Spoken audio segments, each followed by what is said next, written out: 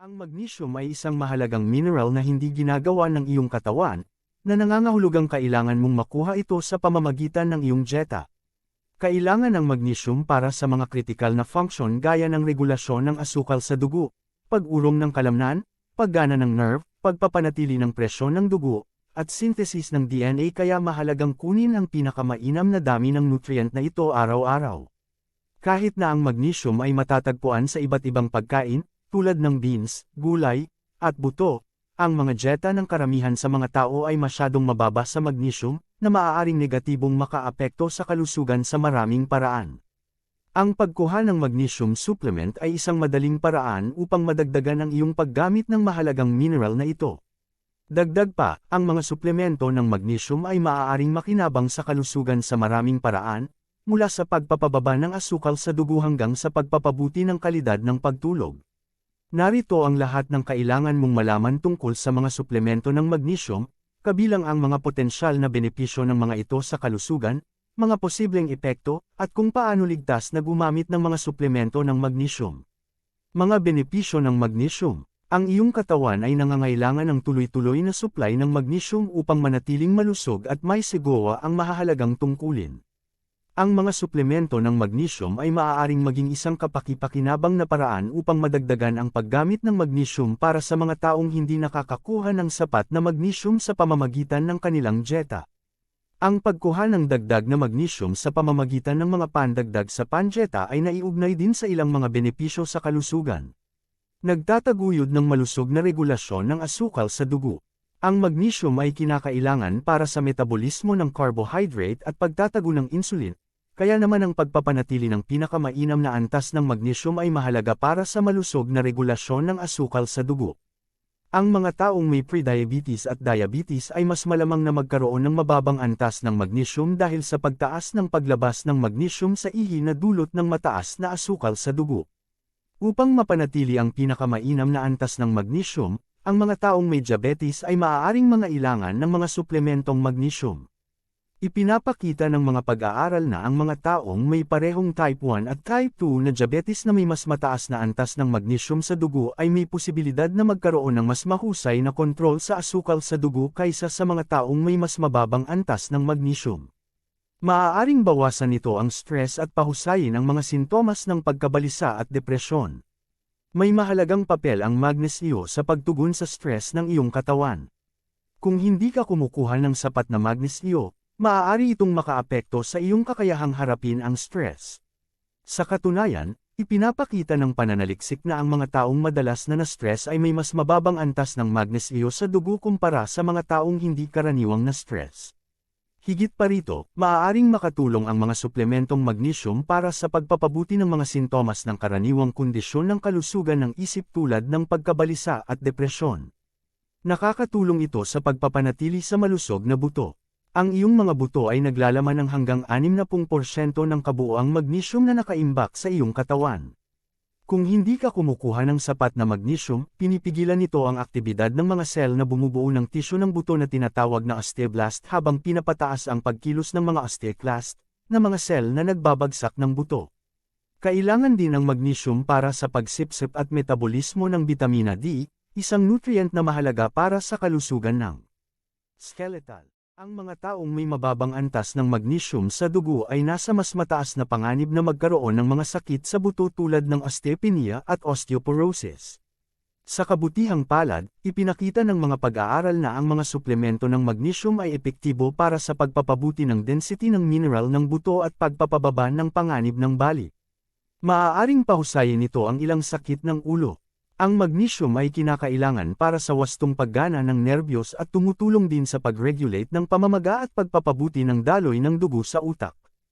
Ang mga taong nakakaranas ng madalas na pananakit ng ulo, tulad ng migraine, ay may posibilidad na magkaroon ng mas mababang antas ng magnesium sa dugo. Sa katunayan, ang kakulangan sa magnesyo ay itinuturing na isang independenteng kadahilanan ng panganib para sa sobrang sakit ng ulo. Natuklasan ng ilang pag-aaral na ang mga suplementong magnesyo ay nakakatulong para mabawasan ang dalas at kalubhaan ng mga sintomas sa mga taong may migraine at pananakit ng ulo na uri ng tensyon. Ayon sa isang 2022 na pagsusuri, ang mga suplemento ng magnesium ay maaaring maging epektibo para sa pagbabawas ng dalas ng pag-atake ng migraine, at pagbabawas ng gastos at mga side effect ng tradisyonal na paggamot sa migraine tulad ng mga gamot. Sinusuportahan nito ang malusog na mga antas ng presyon ng dugo. Ang magnesium ay kasangkot sa ilang mga proseso na kinakailangan para sa malusog na regulasyon ng presyon ng dugo. Halimbawa, ang magnesium ay nagtataguyod ng pagpapalabas ng isang molekula ng pagbibigay ng senadorias na tinatawag na nitric oxide. Ang nitric oxide ay nakakatulong sa pagre-relax ng mga daluyan ng dugo, na mahalaga para sa pagpapanatili ng malusog na mga antas ng presyon ng dugo. Ang pagkuha ng pinakamainam na halaga ng magnesium sa pamamagitan ng iyong dieta ay maaaring makatulong na mabawasan ang iyong panganib na magkaroon ng mataas na presyon ng dugo. Ipinakikita ng mga pag-aaral na ang pag-inom ng mga suplemento ng magnesium ay maaaring makatulong na mabawasan ang parehong systolic at diastolic na presyon ng dugo sa mga taong may mataas na presyon ng dugo. Gayunpaman, ayon sa isang pagsusuri sa 2021 ng 49 na pag-aaral, ang mga taong may hindi ginagamot na hypertension ay maaaring mangailangan ng mataas na mga pandagdag na dosis na naglalaman ng hindi bababa sa 600 mg ng magnesium bawat araw upang epektibong mapababa ang mga antas ng presyon ng dugo. Maaaring pahusayin nito ang pagtulog. Ang pagpapanatili ng malusog na antas ng magnesium ay maaaring makatulong sa iyo na makakuha ng mahimbing na pagtulog.